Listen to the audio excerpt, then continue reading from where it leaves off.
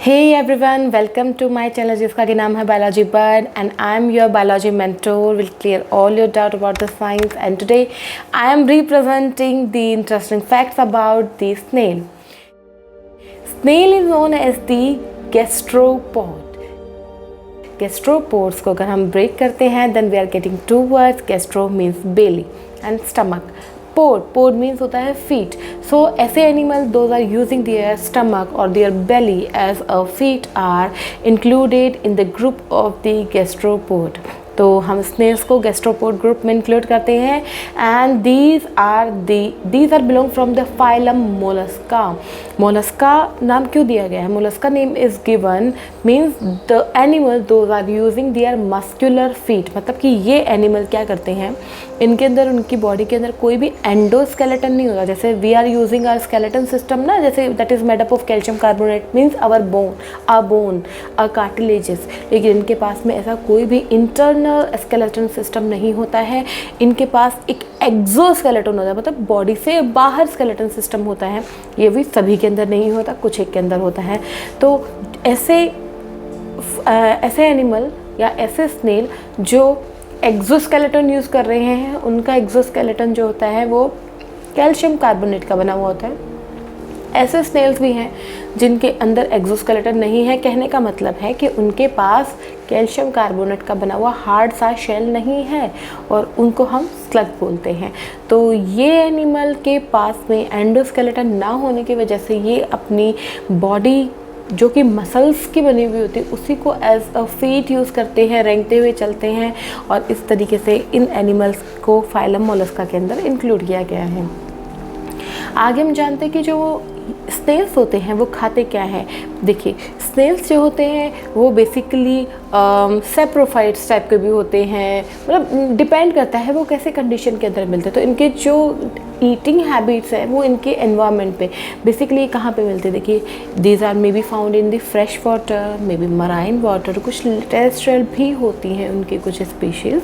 लेकिन उसके बेसिस पे जब हम डिवाइड करने जाते हैं तो हम कह सकते हैं कि सम आर सेप्रोफाइट, क्योंकि जो वेस्ट मटेरियल होता है ऑफ द प्लांट, मतलब ऑर्गेनिक मैटर जो होता है वहीं सब अपना फूड जो होता है वो ले रहे होते हैं. ये मे बी कार्निवोर ऑल्सो, क्योंकि वो प्लांट पार्ट भी खा रहे हैं एज वेल एज वो एनिमल्स भी खाते हैं. जैसे कि हमारे सेंटीपिड्स हो गया, कुछ छोटे छोटे इंसेक्ट्स हो गए, उनको भी वो ईट कर सकते हैं. तो अगर हम बेसिकली बात करते हैं कि उनकी जो टीथ होते हैं, अगर हम बात करते हैं एक्चुअली उनका जो डेवलपमेंट होता है वो प्रोटोस्टोमेट टाइप का होता है. तो प्रोटोस्टोमेट का मतलब ये हो गया कि उनका जो माउथ वाला पोर्शन था ना वो सबसे पहले बनाए, एनस बाद में बनाए. तो एलिमेंट्री कैनाल के दो ओपनिंग्स होते हैं, माउथ एंड एनस. तो प्रोटोस्टोम वो होते हैं जिनमें माउथ सबसे पहले डेवलप होता है.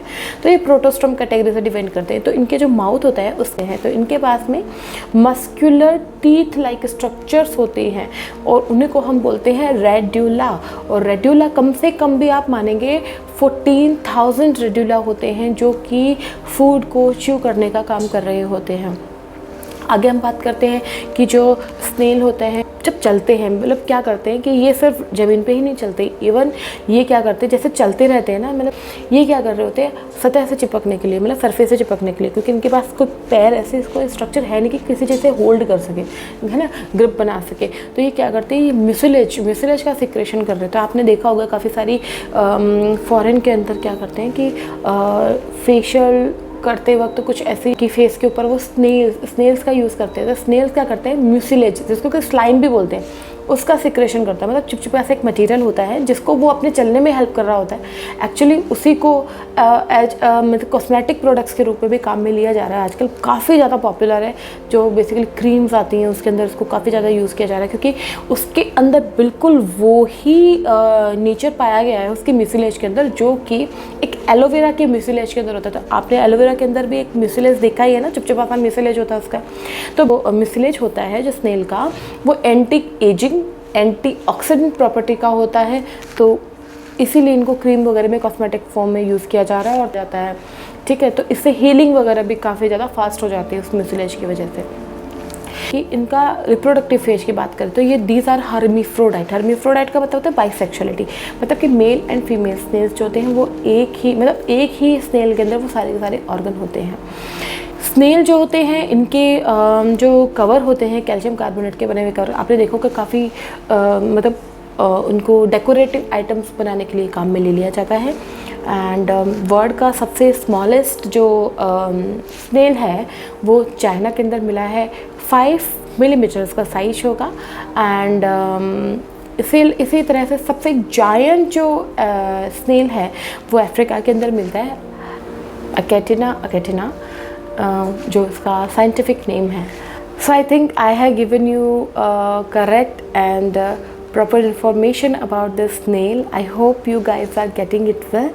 अगर आपको किसी भी तरीके की और इन्फॉर्मेशन चाहिए होती है किसी भी टॉपिक से रिलेटेड, अगर आपको जानना हो तो you can give me an comment, you can write message in the comment box, ताकि मुझे जानने में आसानी होगी कि आपको किस तरीके की इन्फॉर्मेशन चाहिए। Then I will prepare video accordingly. So bye bye, take care.